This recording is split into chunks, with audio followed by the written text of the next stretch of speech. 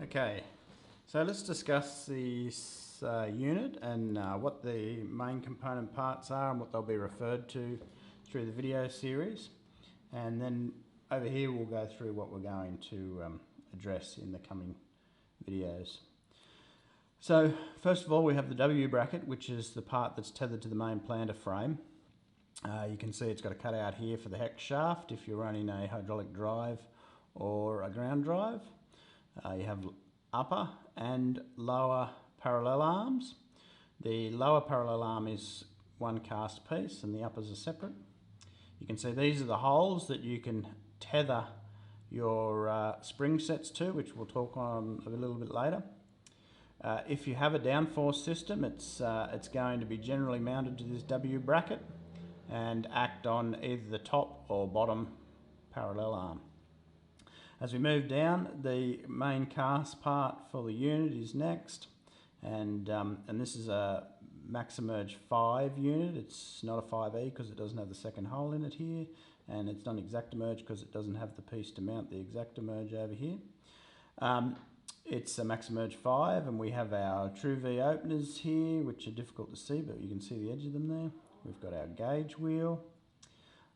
Here we have our gauge wheel arm and gauge wheel bushing, and our lubrication fitting, the grease nipple on the end of it there, our depth control, and here's our closing system. That's a rubber tyre closing system, and this is your adjustment for your closing system. And so as we move through the video set, first we're going to be looking at maintenance.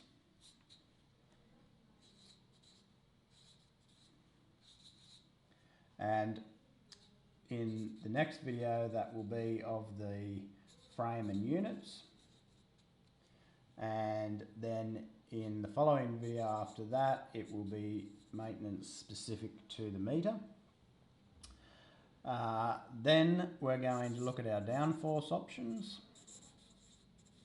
Okay, there's a range of downforce options available from Deere, and we're going to then have a look at some carry options if our unit is too heavy and we're having trouble keeping it from making a mess of our beds or anything like that. So we've got some carry options there in the form of springs, which are a very cheap and elegant solution.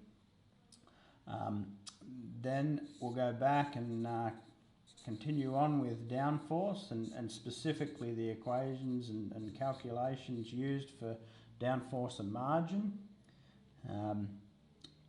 Then we're going to have a look at the components and how they work with carry versus this idea that some people have of lift, and I'll explain to you why in fact this can be a little bit misleading, the conversation around lift, and why maybe we're better and simpler just to stick to using these spring sets to carry some of the load of our unit.